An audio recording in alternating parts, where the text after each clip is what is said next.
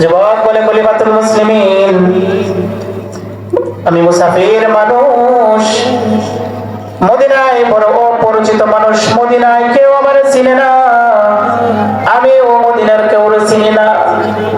খলিফাতুল মুসলিমিন, মদিনায় বড় পরিচিত মানুষ, আমি কাউরে চিনি না, কেউ আমার চিনে না।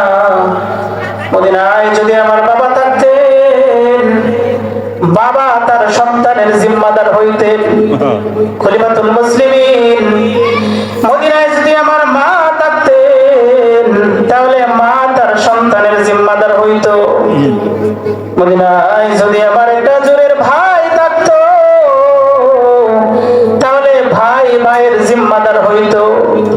সুতরাং বাবা নাই, মা নাই, আত্মীয় স্বজন, ভাই ব্রাদার কেউ নাই, আমার জিম্মাদার কে হবে? আমার জিম্মাদার হওয়ার মতো কেউ নাই।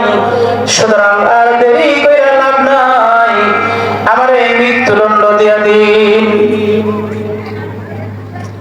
হযরত উমর বললেন, তাহলে তার কিছু করার নাই। জল্লাদরে বললেন, যাও জল্লাদ, তারে মৃত্যুদণ্ড দিয়ে দাও। জল্লাদ ছুরিটা নিয়ে যখন মৃত্যুদণ্ড দেওয়ার জন্য প্রস্তুতি নিল, ঠিক এই মুহূর্তে পিছন দিক থেকে একজন সাহাবী দুইটা হাত উঁচু করে ডাক দিয়ে বলে, জল্লাদ রে দাঁড়াও।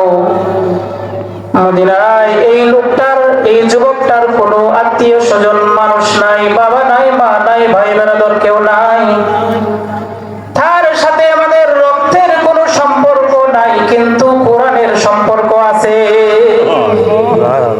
তার যে কোরআন, আমারও সেই কোরআন।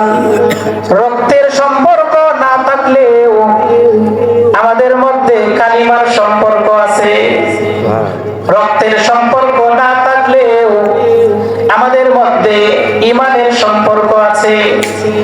রক্তের সম্পর্ক না থাকলেও কোরআনের সম্পর্ক আছে। সেই কোরআনের সম্পর্ক থেকে বলতেছি, ওই যুবকরে চাইরা দাও, আমি তার জিম্মাদার হয়ে গেলাম।